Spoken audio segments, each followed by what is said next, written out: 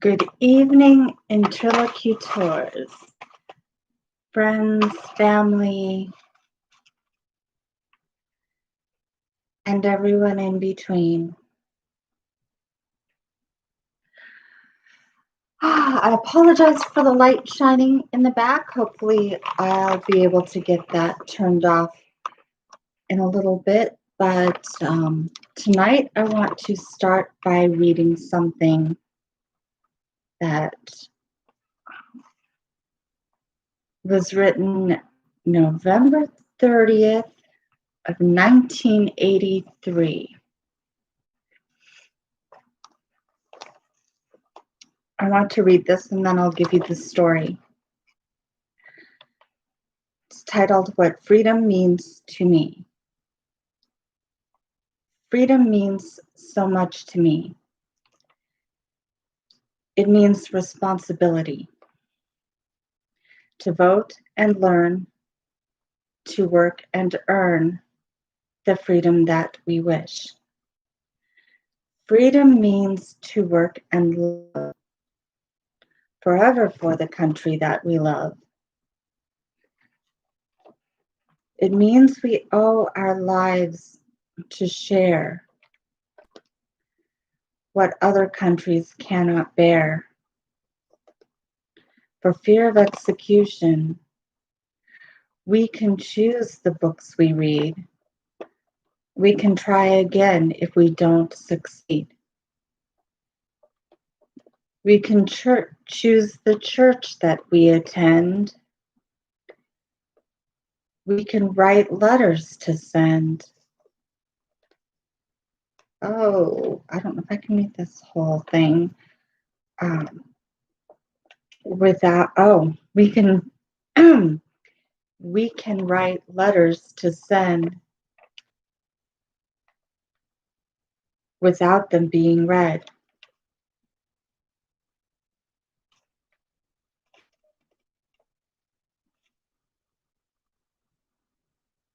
Oh, this is really old. We pay our taxes and our dues. We belong to organizations that we choose. We sing the songs that we love, or we sing the songs that we like.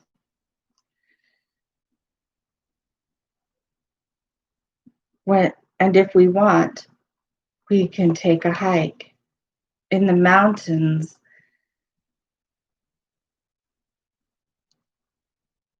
In the mountains that we choose.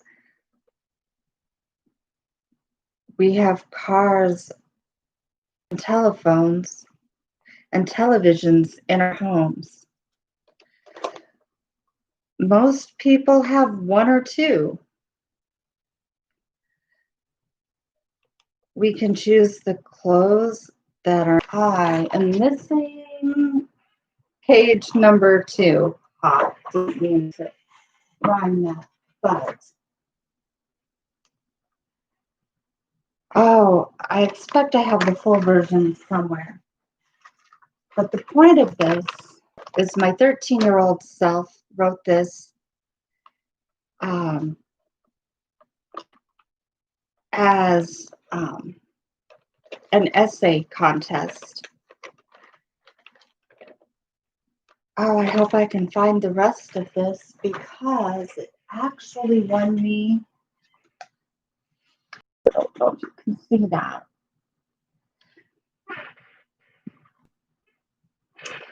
So that's actually something I've been thinking about a lot. I'll get to do it later. I'll put it over there. And turn off that annoying light. So, welcome to Friday Night Coffee and Conversation.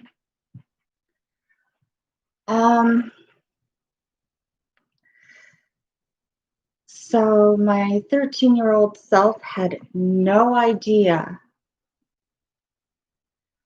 what that would even mean a few years later.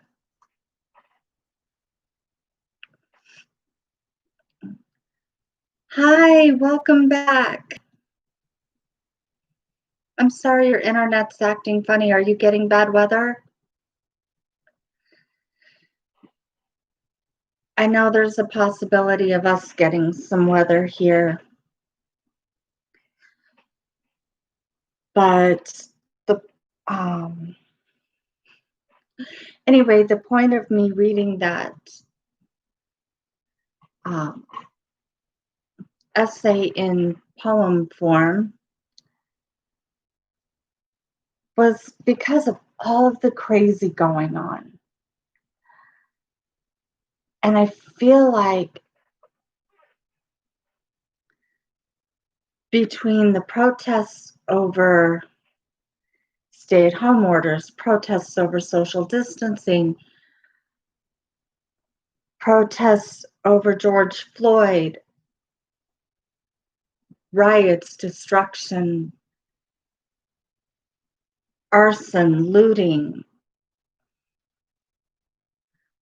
all this stuff is going on, and I feel like people are losing sight of what's important.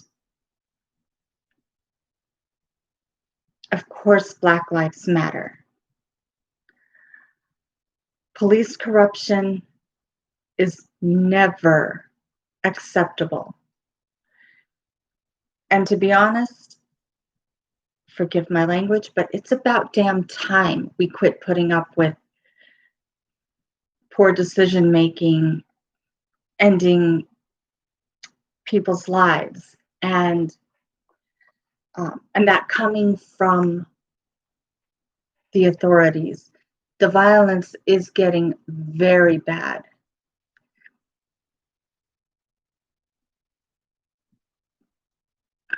I honestly believe most people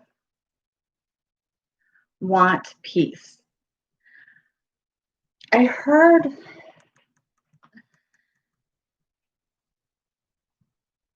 some reports the other day that a lot of the actual violent activity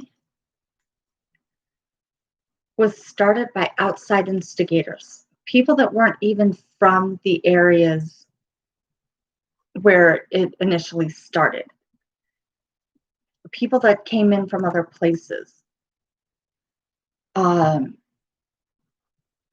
people infiltrating from both sides.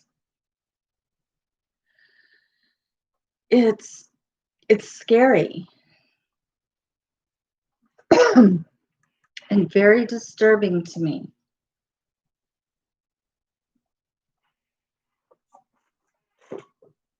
I feel like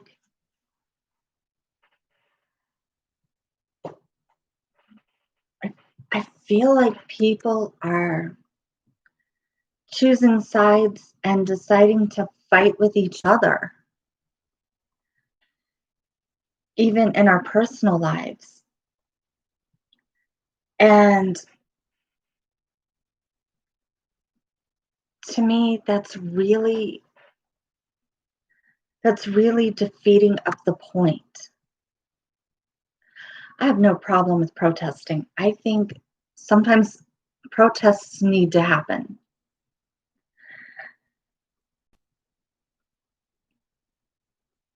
It's just really heartbreaking when one side is trying to be peaceful and still protest. They're trying to have their say, make a point. And some outside person comes in pretending to be part of that and throws that first rock, throws that first Molotov cocktail, takes that first violent action to make it seem like this group is a violent group. Likewise, it happens the other way too.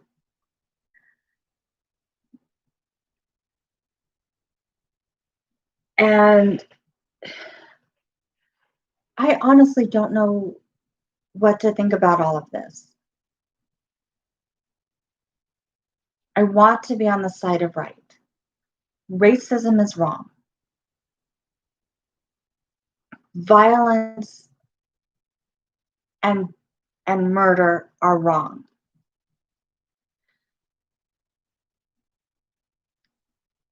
Sometimes violence is called for, but not as a go-to.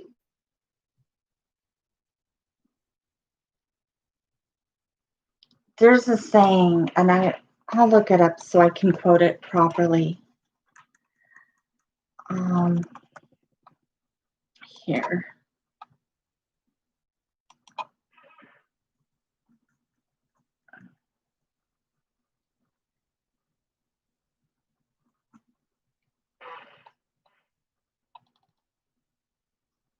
Okay.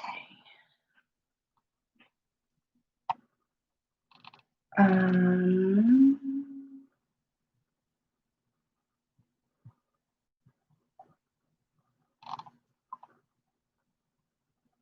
Looks like, okay. Sam Kumar, and I apologize if I misquote this, but it says if you want peace, prepare for war. And what I think that means is peace only works if all parties involved want peace. If even one party doesn't want peace, they can make peace not happen. It is so frightening. I have never in my life thought that we would actually see what's happening right now. I never in my wildest imagination believed that all of this insanity would ever be real.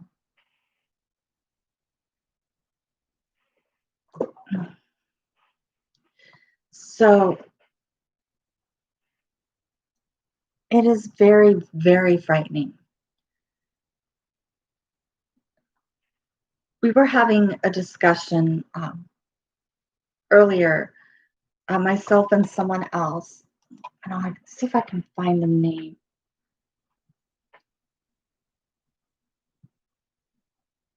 And there was actually a case recently that I'm surprised didn't lead to this before now, to be honest. Because this case in Kentucky, the police were executing a warrant and they went into the wrong apartment or the wrong home. They actually shot and killed an EMT in her own home because they got the wrong address. And upon entering, instead of de-escalating and taking a step back,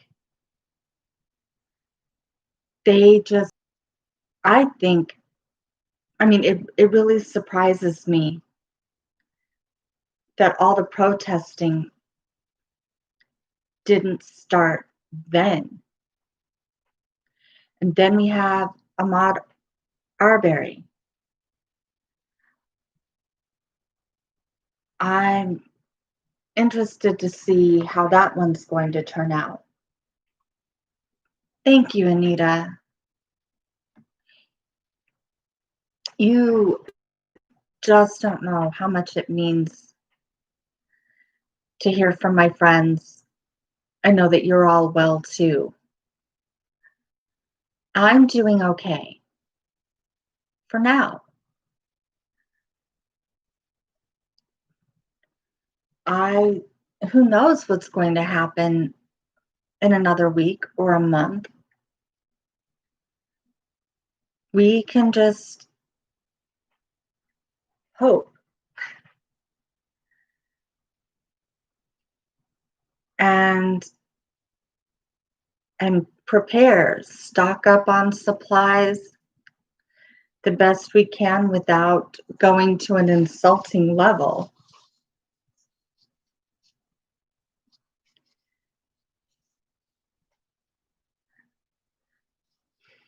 Thank you. I think about you too. Think about everybody I love. Right now, I have a friend driving across the country,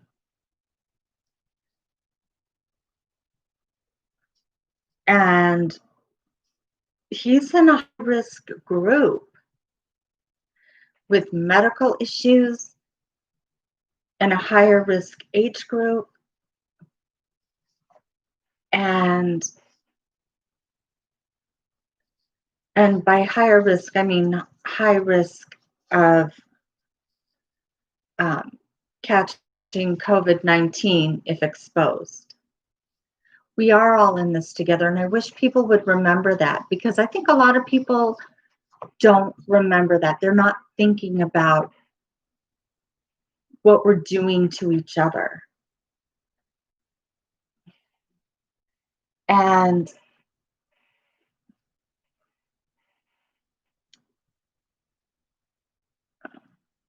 I just never thought I would see anything like this. I heard a news story earlier that described downtown Minneapolis as looking like Beirut, Lebanon, after they were attacked. What are we doing to our own country?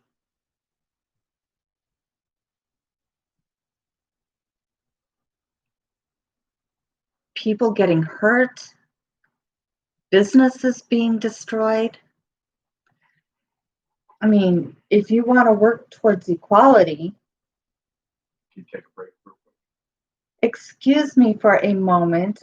I'm being called away from my live She'll tell stream. you all about it when she gets back. The old cynic needs me. I guess there's something important. I'll be right back. You're not gonna-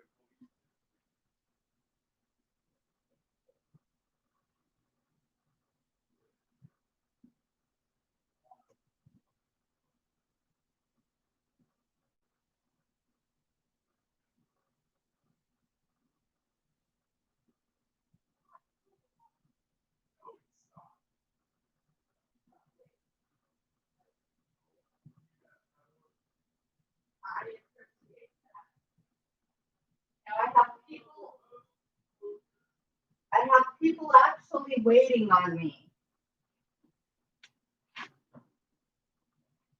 Real live human beings. Okay, I am so sorry about that. Oh,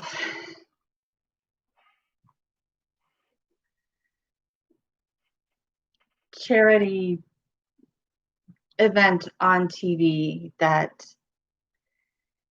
he absolutely had to show me. It could not wait.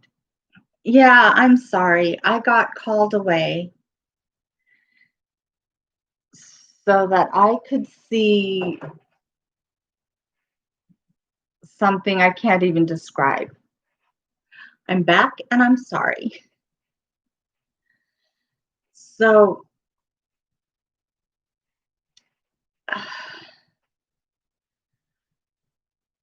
what, where was I?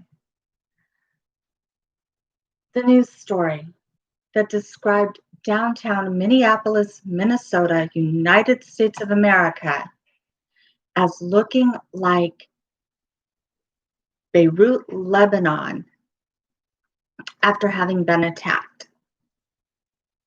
What? So I actually saw a news clip of a out in the streets trying to clean up all the glass and debris outside of her shop because it had been broken into and looted and vandalized, and I don't know if she was robbed. I mean, so much. Well,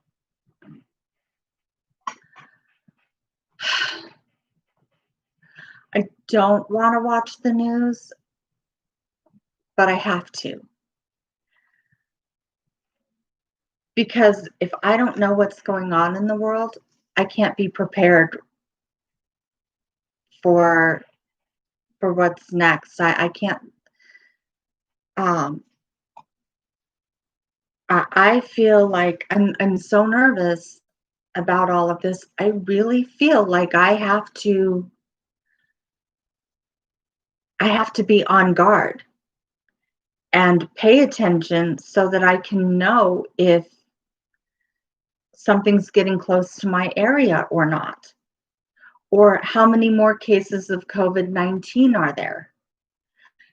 Is it safe for me to go out in public? And yeah, it's hard to see all this stuff. And so you can't really watch, and I try not to watch it too much because it is very soul destroying. I mean, it is crushing emotionally when you see how people are treating each other. Instead of coming together, which I get is the point of the protest, to come together to get our voices heard. But then all this destruction happens and it undermines that. And now the news is the violence, not the message of the protest.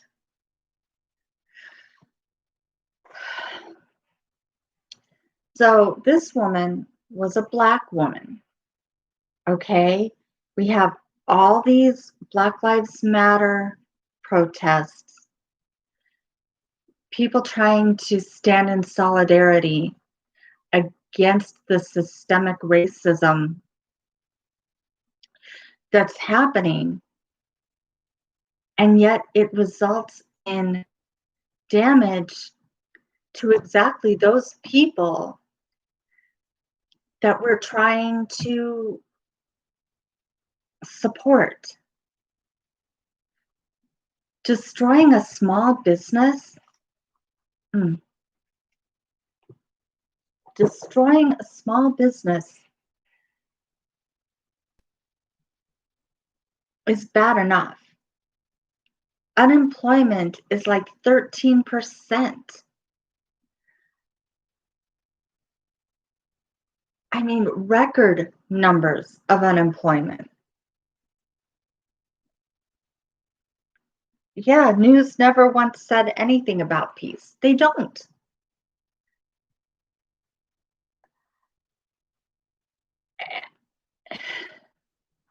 So the other side of that is, and I asked someone close to me the other day to explain to me how vandalizing and breaking into a mall in Scottsdale, Arizona is of any benefit. What did they hope to prove with that action? And this person explained to me that it isn't just about Black Lives Matter, it's about corruption within capitalism.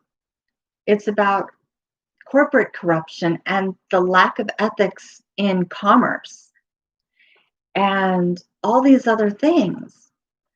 So when you put it all together, this isn't just one issue. People are tired. They're tired of being downtrodden. They're tired of being abused. And then you add the racist at the top, or bring that into the mix, and you realize how fortunate some of us have really had it all our lives, while other people are getting walked all over. And you know it happens. We see it happen. We hear about it in stories on the news.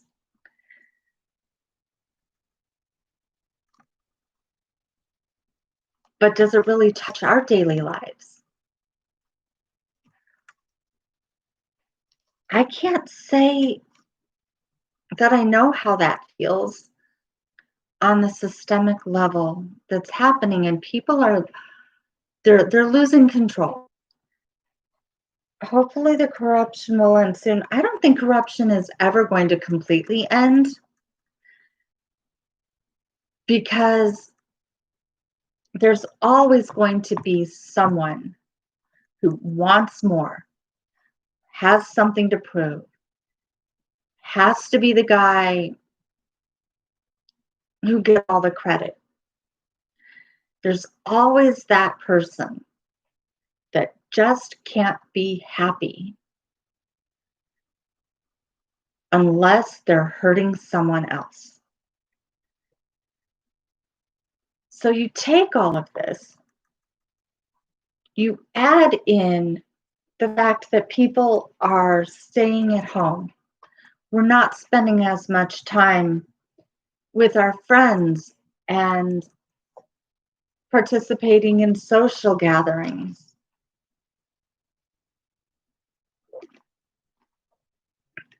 People are stuck at home with their kids, and the kids aren't getting a break from the parents. The parents aren't getting a break from the kids. The kids aren't getting a break from each other. The parents aren't getting a break from each other.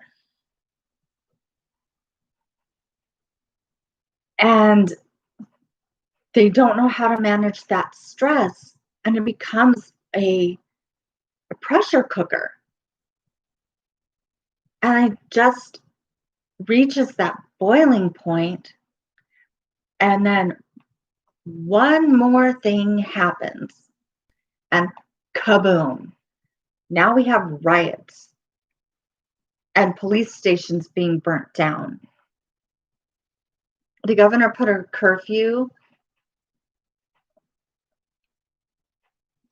Well, our governor put a curfew too. I don't know if it will really help, because people are still protesting.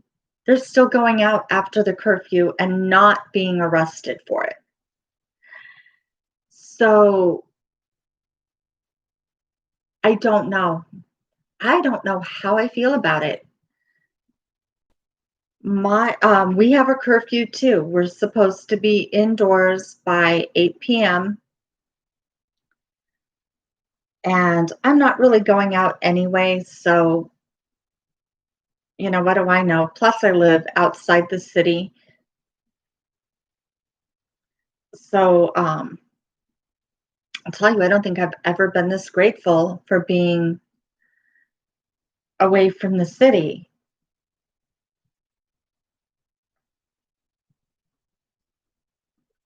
So when you take all of this and you already have an underserved population, in this case, Black people, African Americans, people of color, we have a high rate of unemployment due to COVID-19. We have people stressing out on top of each other. Life has changed dramatically for most of us. And then you take that person, that minority person who has a business, earning a living, paying their bills, providing for their family, and they get their business destroyed.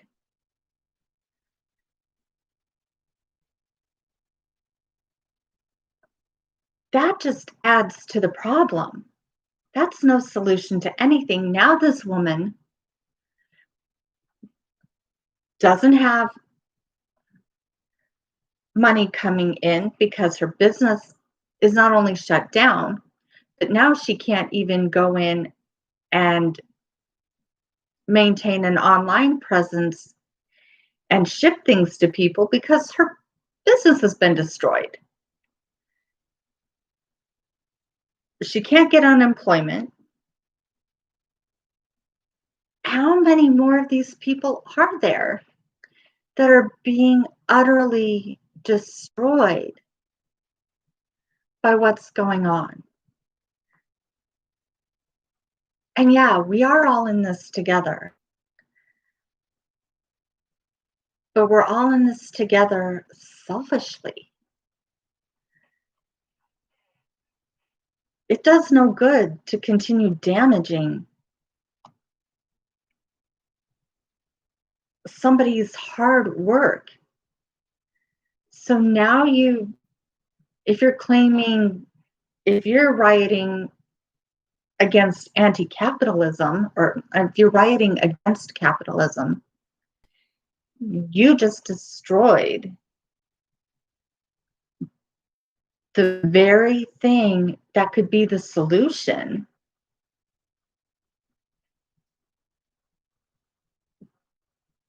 to corporate corruption, and that's the small business. You just took somebody who was earning a living and made them essentially unemployed while they clean up and try to put it all back together again, if they even can.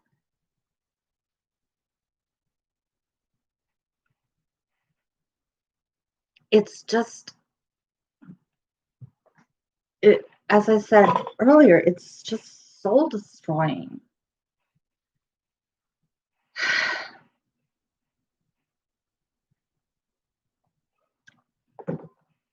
I'm sorry, I hope you can't hear me swallow, but we are definitely keeping it real tonight.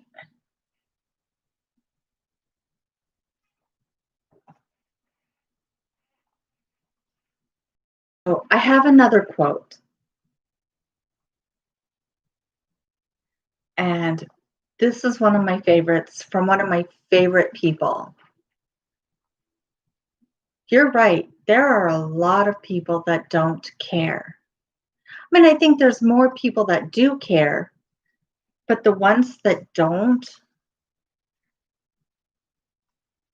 can destroy it for everyone. You know, I remember, and I'll get back on track in a moment with my quote, but I remember when I was young and having problems in my first marriage, and people would always tell me, oh, it takes two to make a relationship and it takes two to break it. So wrong. It takes two people to make it work, both people involved, but it only takes one to break it. One person can decide that that's not what they want, or that they would rather do something different than what you've agreed upon together. And I think the same thing is true here. Peace only works if everyone wants it. If there is one person that doesn't want peace,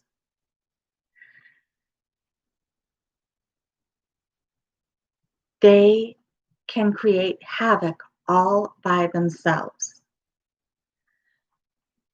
So the quote that I wanted to bring up now. Mahatma Gandhi. He said, "You must be the change that you want to see in the world." And there's a great story behind that, very powerful. Uh, and I love that quote for so many reasons. You must be the change you want to see in the world. And so if you want something to change, it doesn't start out there, it starts in here, up here. You have to change your heart and your mind and your own behavior and your own choices before you can affect anything out in the world. Yes, one person can ruin it for everyone. So the story, So you tell them about Funky Poker. I told no one about the funky poker Why not? because we're having this serious conversation which has nothing to do with that, and I will tell them I'm later. talking about your good buddy Floyd. No.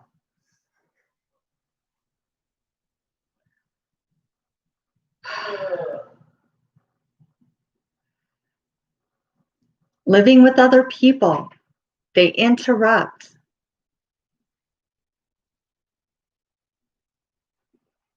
And try to make light of things to help improve the mood. And sometimes they don't understand the inappropriate time which they have chosen to do this thing. So, the story behind Gandhi's quote, there were a lot of people waiting to see him and get his advice and ask him their questions. And this mother had her small young son with her, and she finally got to him and asked him to please talk to her son about eating too much sugar and tell him he shouldn't eat the sugar. So he tells the mother, "I will, but you need to go and come back in," I can't remember if it was 1 week or 2 weeks, "and I will talk to him then." So the mother took her son away, and they came back at the appointed time, and Gandhi explained to the child why he shouldn't eat all that sugar. And the mother asked him, "Why did why couldn't you talk to him about that before? Why did you make us wait?" And Gandhi told her that he couldn't, in good conscience, tell that child not to eat sugar when he himself was still eating too much sugar. He had to clean his own behavior, his own choices before he could tell that child what to do, before he could tell that child what was bad for him. He had to stop doing that behavior himself.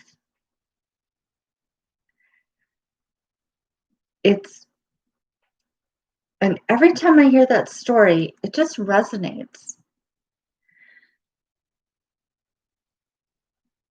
And I know we've all heard people tell us things like lead by example. That's a good example of that. Don't be a hypocrite. So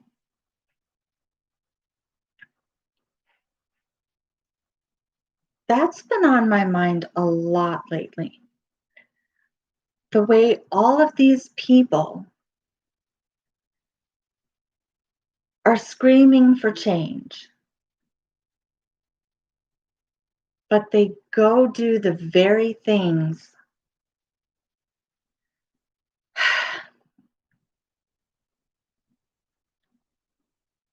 that they want to have changed. You can't change people. They have to change. Exactly. Exactly. People have to change themselves, but you can influence them. You can influence people by setting the example and doing the right things yourself. You can't force them, but you can certainly show them how it's done by how you live your own life. And either they will be inspired by that or they won't. But at least you know in your heart that you're doing the right thing.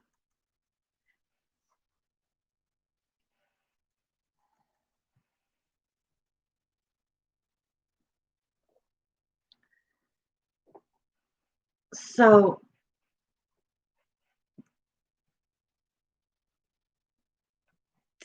we want to punish corporate corruption by destroying small businesses.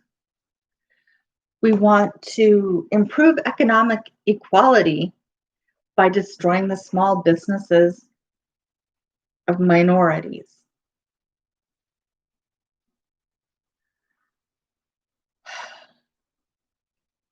We want to decrease violence against minorities and everyone really, but in this particular case,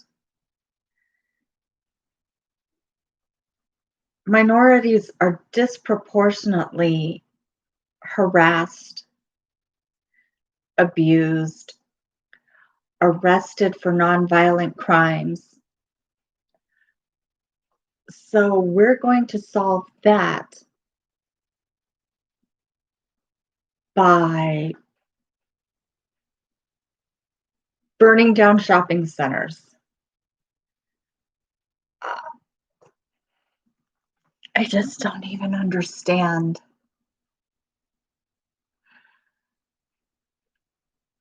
I mean, I do understand because it's, again, I think people are emotional and they reach that boiling point and they don't know what to do. Like if you back a tiger into a corner, that tiger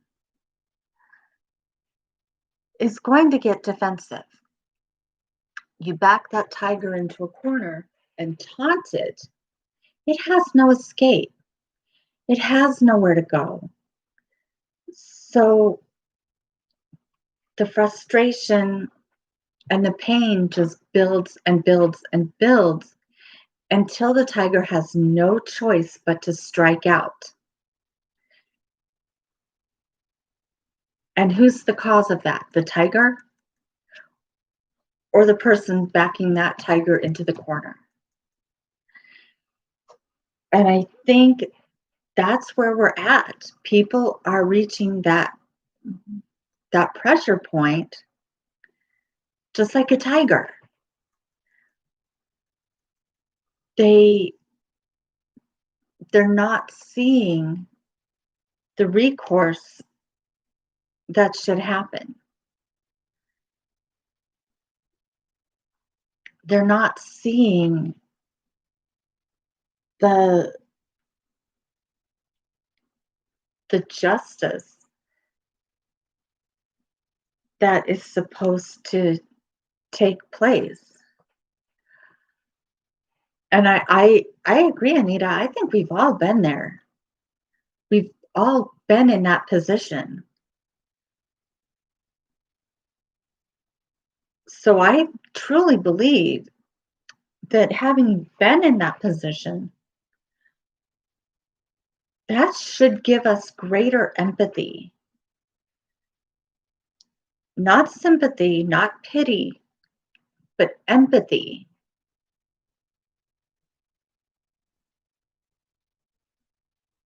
And you're lucky that you never did get violent because sometimes it gets to that point that there is no other way out. And I don't I don't think that's true for everybody in this situation, but I know it's true for some. And when you see the system that's supposed to protect you, police officers, when they get hired, they take an oath to serve and protect. The Constitution of the United States of America, the one we are all so proud to go around quoting as if it makes us superior somehow, guarantees equal protection under the law. But when it's that law, that very law, those very people sworn to serve and protect that are taking that from you, that are the ones hurting you, where is there to go with that?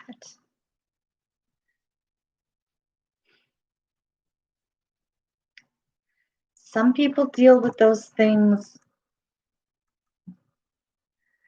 Well, people deal with those things differently, I guess.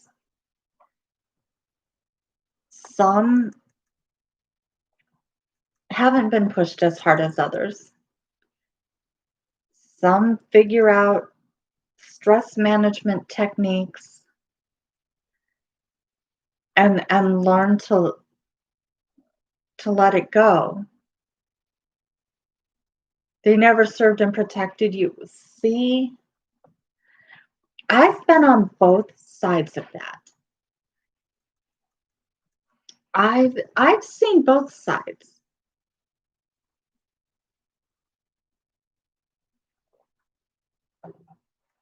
I've had the police come to my aid, keeping in mind I'm a middle class white woman. How it never occurred to me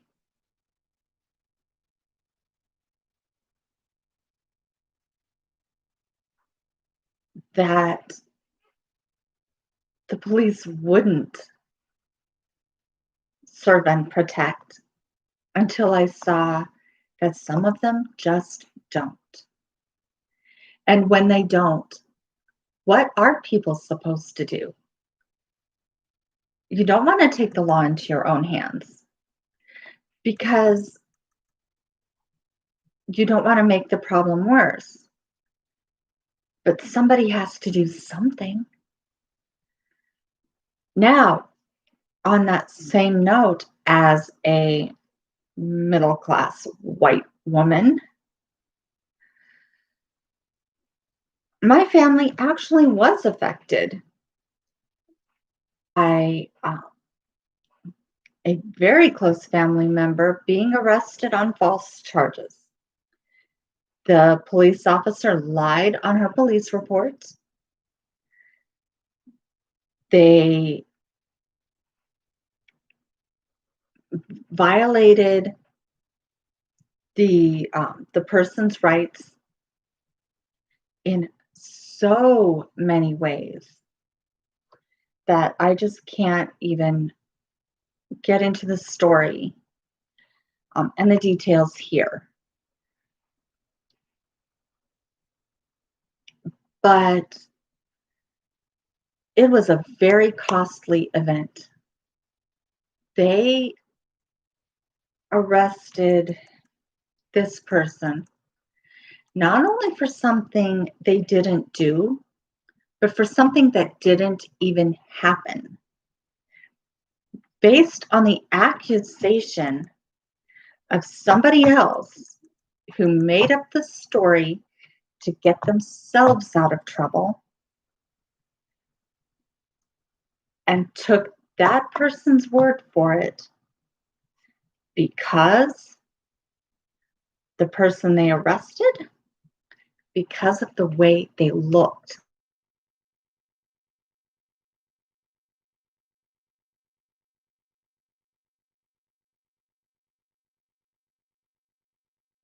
The way they dressed. Because this person liked to wear black. They turned it into this whole enormous thing that it didn't need to be. And if the family didn't have resources, it could easily have ruined that person's life because the cop lied. They violated a lot of rights of that person. And there was a lot of potential for it to get to be even worse than it was. Fortunately,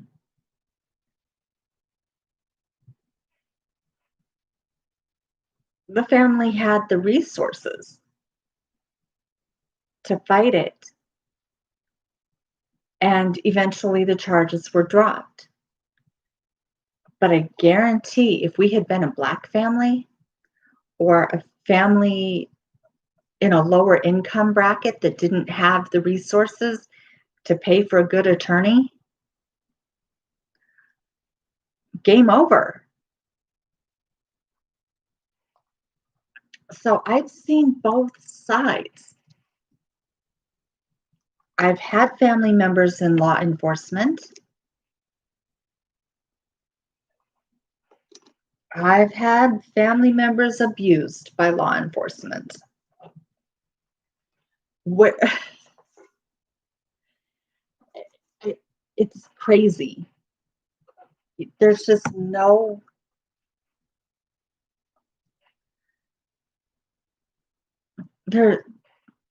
there's no sense to it. And I mean, having been through that experience, my family can actually relate to some of the injustice. Fortunately,